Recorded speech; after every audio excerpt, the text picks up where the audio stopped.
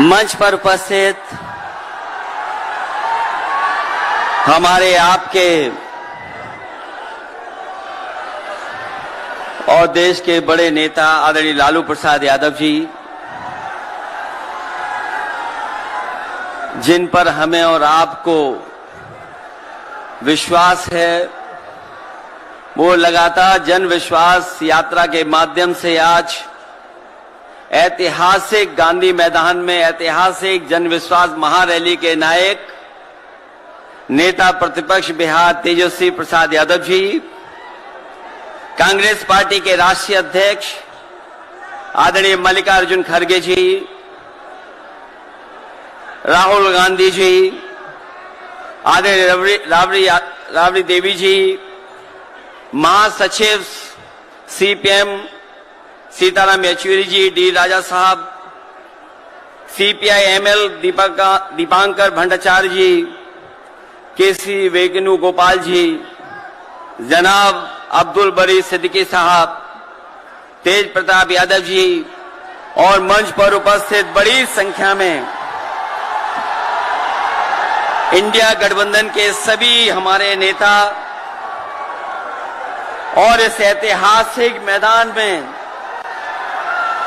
उपस्थित बिहार की महान जनता, पत्रकार साथियों, मैं सबसे पहले तेजस्वी जी को और उनके दल को बहुत बहुत बधाई देना चाहता हूं। साथ ही साथ इस इंडिया गठबंधन और महागठबंधन के जितने भी दल हैं, जिनके कार्यकर्ता मैं देख रहा हूं मैदान में तो है ही, पटना के चारों तरफ और पटना की सड़कों पर मुझे दिखाई दिए हैं, जिन्होंने चुनाव शुरू होते ही ऐलान कर दिया है कि अगर उत्तर प्रदेश 80 हराओ का नारा दे रहा है,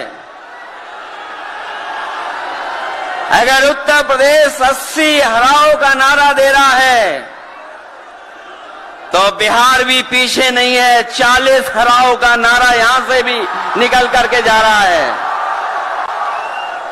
और अगर यूपी और बिहार मिलकर के 120 सीट हरा देंगे तो भारतीय जनता पार्टी का क्या होगा। मैं अभी सुन रहा था, हमारे कम्युनिस्ट पार्टी के नेता ये कह रहे थे कि समुद्र मंथन हुआ था कभी। समुद्र मंथन हमारे सभी लोगों को पता है, समुद्र मंथन के दौरान क्या हुआ है। लेकिन इस ऐतिहासिक मैदान में मैं कहना चाहता हूं कि 2024 में संविधान मंथन होने जा रहा है। एक तरफ वो लोग हैं जो संविधान बचाना चाहते हैं, संविधान के रक्षक हैं, और दूसरी तरफ वो लोग हैं जो संविधान के भक्षक हैं, संविधान को खत्म करना चाहते हैं।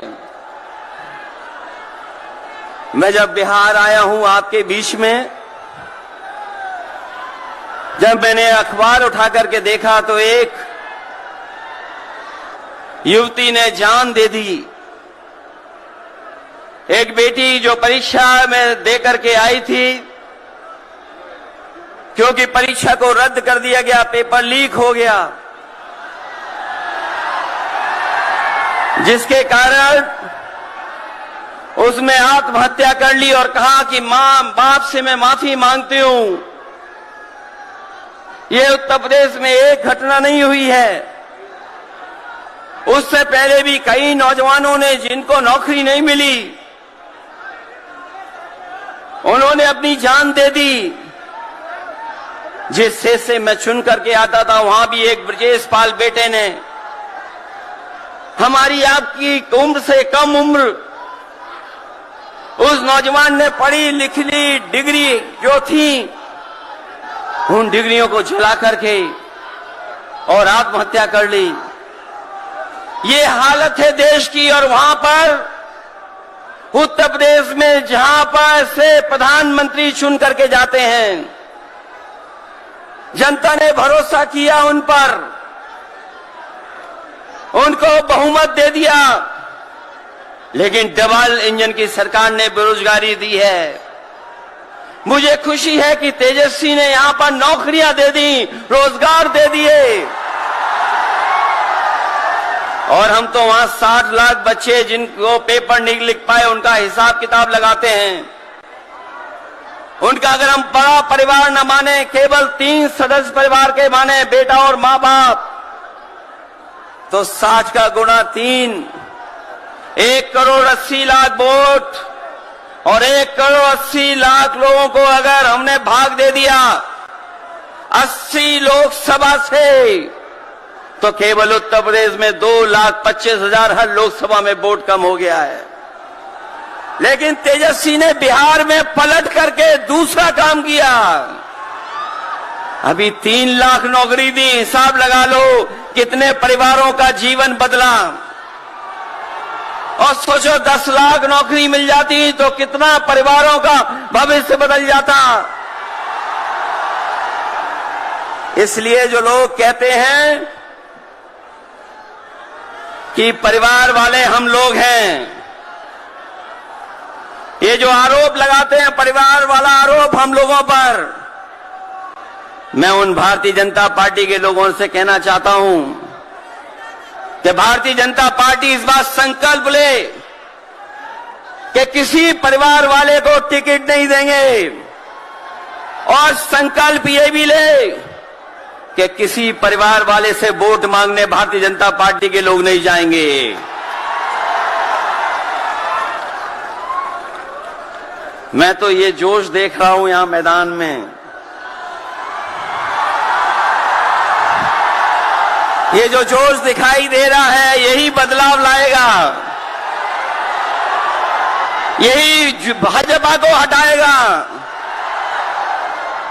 जब जोशीले नौजवान मिल जाते हैं तो बड़े बड़े लोगों का तख्त हिल जाता है। तो इस बार उन्हें आप बाहर करोगे कि नहीं करोगे? पहली सूची बीजेपी की आ गई, उस सूची में बिहार बाहर है, बिहार नहीं है उसमें। इसलिए बिहार से वो बाहर जाने वाले हैं, यूपी वाले भी बाहर कर रहे हैं उन्हें। इसलिए मैं आप सबका धन्यवाद देता हुआ, और आदरणीय लालू प्रसाद यादव जी का मैं विशेष धन्यवाद दूंगा कि जो इस रैली में पधार करके न जाने कितने लोगों का मनोबल बढ़ाने का काम कर रहे हैं। न केवल यूपी के लोगों का, बिहार और देश के लोगों का मनोबल बढ़ा रहे हैं। और जो तकलीफ और परेशानी उन्होंने जीवन में देखी है वो राजनीतिक देखी है। ये राजनीति की वजह से तकलीफ और परेशानी है। मैं अभी तेजस्वी जी को सुन रहा था, उन्होंने कहा कि एक एजेंसी आ गई। ये एजेंसी इसलिए आई है कि राजनीति में हम लोग हैं, और हम लोग अगर इनका मुकाबला न कर रहे होते तो कोई एजेंसी नहीं आती। उन्हें डर है कि ये ताकत मिलकर के, ये गठबंधन बन करके उनको हटाने का काम करेगा। इसलिए मैं आपसे कहना चाहता हूं, 120 हटाओ, देश बचाओ। भाजपा हटाओ, संविधान बचाओ। भाजपा हटाओ, देश बचाओ। भाजपा हटाओ, आरक्षण बचाओ। भाजपा हटाओ, नौकरी पाओ। भाजपा हटाओ, संकट मिटाओ। मैं इन्हीं शब्दों के साथ मैं सभी लोगों का बहुत बहुत धन्यवाद और आभार प्रकट करना चाहता हूं, इस उम्मीद और इस भरोसे के साथ कि जब कभी हम लोग अगली बार मिलेंगे तो ये डबल इंजन की सरकार बाहर होगी, यूपी से लेकर के बिहार तक भारतीय जनता पार्टी बाहर होगी। बहुत बहुत धन्यवाद आपका। शुक्रिया अखिलेश भाई। अब मैं आग्रह करूंगा भारतीय राष्ट्रीय कांग्रेस के